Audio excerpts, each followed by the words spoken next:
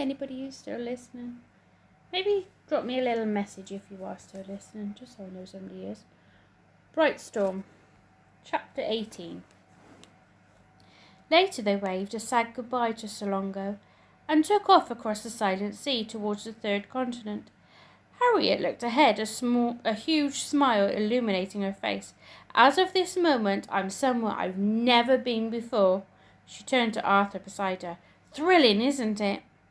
Arthur knew how she felt. He was leaving the human world behind, going where Dad had stepped into the unknown. It was the closest he'd felt to his father since he'd left for the expedition.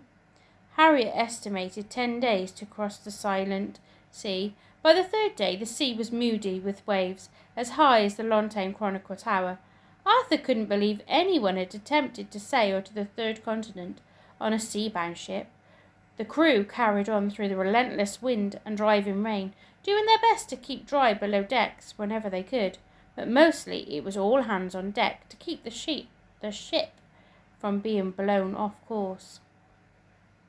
Arthur was on bailing duty, sweeping the build-up of water towards the drains.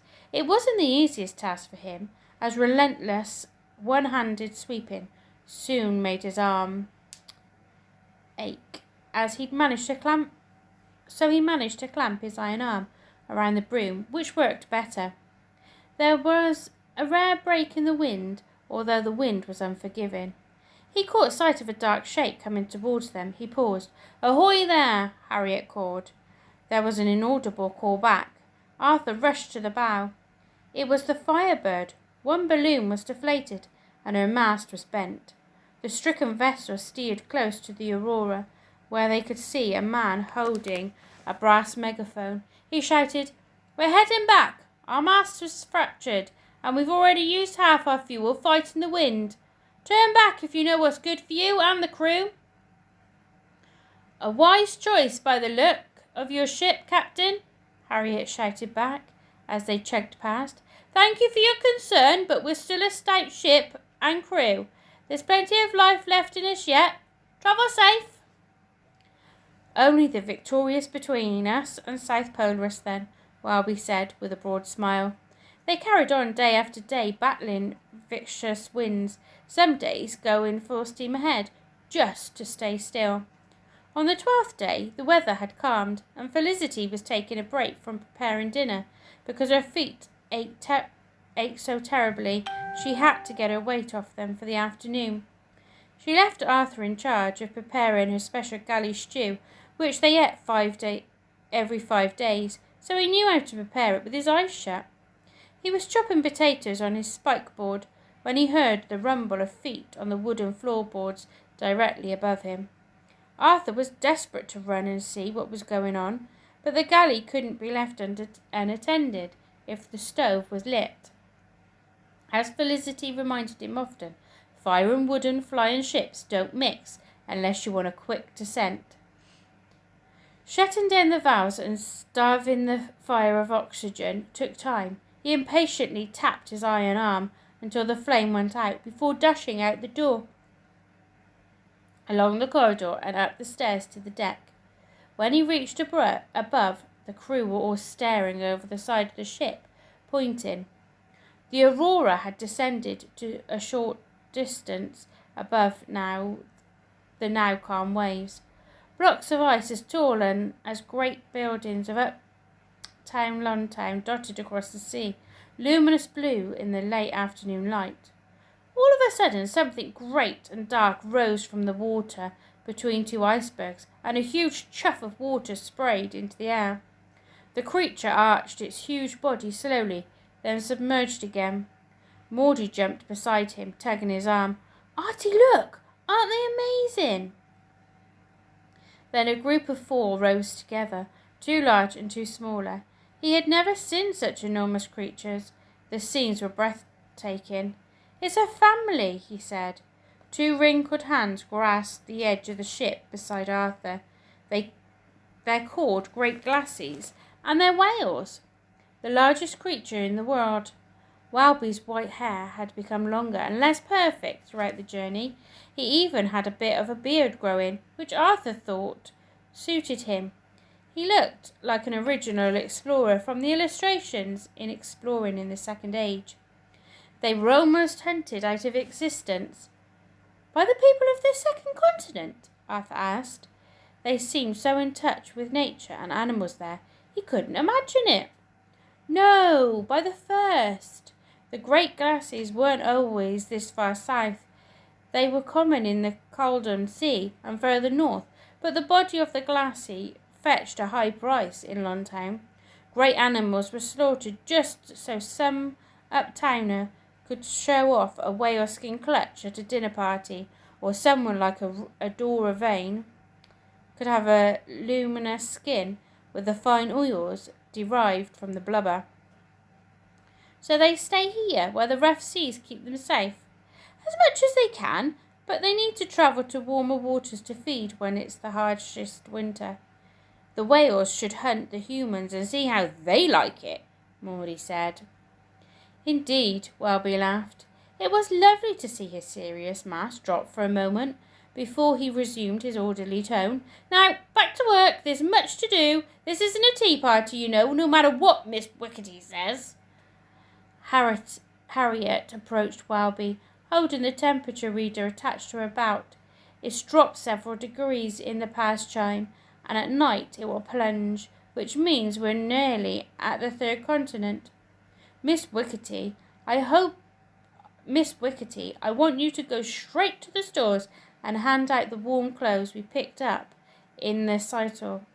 The cold will sink its chill teeth straight into our bones if we stay in these any longer.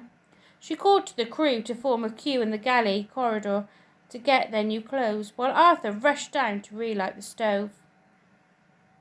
5 minutes later, Arthur hurriedly slopped extra large portions of stew into overfilling bowls and handed them to the crew, who ate quickly before leaving to dress in their new kit. As Arthur was clearing up, Harriet arrived back. I've brought you new clothes. She put the huge pile of fur and oilskin on the table. Arthur carried the bundle back to his cabin to change. Putting on the furs and oilskin was awkward, and he wished he had Maudie there to help. The buttons were in unfamiliar places and stiff, so were tricky to do one-handed, let alone getting the smock jacket over his iron arm. He knew it would be far simpler to take the arm off, but he wanted to make sure he could still wear it, as it was bound to be useful as they continued in the third continent. It was too awkward to force his iron arm through, so he pushed his feet into his fur boots and went back to the galley. He secured the jacket into his chopping clamp and sliced through the material of the arm with one of Felicity's sharpest knives. His iron arm eased through the sleeve hole, fitting snugly. By the time he'd finished, his cheeks were bright crimson with the effort, so he hurried to the deck, where the cold slap of wind was a welcome relief. The last slither of sunlight evaporated as the clouds above met. It dropped 5 degrees in 10 minutes, Maudie said, shivering in the dark. Snow drifted from above, soft and light. It fluttered down, icing the ship and the crew. We need everyone scraping. If the ice forms on the ship, the wings will weigh us down too much, Welby called out. By evening, the temperature had dropped again, and Harriet ordered a shift pattern for clearing the snow through the night and sent everyone else below deck to get some sleep, while she and Welby took turns navigating the ship and sleeping. Even inside, the aurora seemed to be frosting over, and the woodwork creaked and strained. Berintha and Queenie had formed a truce and were below deck, snuggled together, keeping warm with everyone else. Keen to see the snow again, Arthur volunteered for the early shift and woke at dawn. He could only remember it snowing a few times in Longtown, and nothing on this scale. He found a metal flask and made tea to take to Harriet on the deck. At the hatch, the ice wind took his breath away. Arthur peered through and watched Harriet at the wheel, steering the Aurora onwards. Her silhouette was utterly still, strong, as if nothing could knock her from her position. Her mop of unstyled hair danced in the wind, and her gaze fixed ahead. He crossed the deck and passed her the flask. "Thank you." The snow's eased. Look! She pointed to the horizon. Ahead of an endless white carpet spread across the landscape, broken by thousands of ice-topped hills, stretching from east to west in glimpses of greenery. Harriet passed him the binoscope. It's quite something, isn't it? The stretch of white was crisp and fresh, every edge sharp and defined. Arthur took a large breath, and crystal cold filled his lungs. The sea below was speckled with thousands of ice chunks lapping into the frozen shore. In the far distance, the undulations petered out. Is that the everlasting forest? Yes, I do believe so, but we won't reach that for some time. We'll set down on the coast in the bay, change the water, and check everything is in order before we embark on crossing further. Porridge for breakfast, and let's break open a jar of Batsorga's best honey. He rushed below and helped Felicity as the crew woke and began their duties. Seeing how eager he was to see more of the third continent, Felicity said she would take care of breakfast and make sweet honeyed tea to combat the cold. She let him off his duties to return to the deck.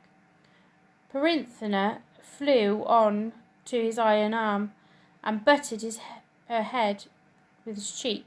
I agree, Perinthina, said Arthur. It's amazing here. Then she took flight into the clear morning sky. Arthur watched her through the binoscope, her great white wings elegantly working with the undulations of the wind. They had descended and were coming into land in the bay when Perinthina circled the ship and made a succession of screeches. What the grinding grommets has got into her, he said. There was a rumble of engines as the Victorious took flight from the shore of the third continent. Harry took the binoscope and looked through. It's all right, Arthur. We predicted we'd catch them up around here. It's a little sooner than expected, but that's a good thing. We'll land, change the water supply, and then take straight off. Their engines will be on half power to conserve fuel, so this is where we gain our advantage. She passed Arthur the binoscope. As he looked through, he saw a flash of silver. He chased it with his gaze. It was a strange flying silver insect. Look, he pointed. What's that doing all the way out here? But when he passed the binoscope back to Harriet, it had gone. Maybe it was just a reflection on the glass, she said. But he was certain it wasn't. I think it's a spy. Bye.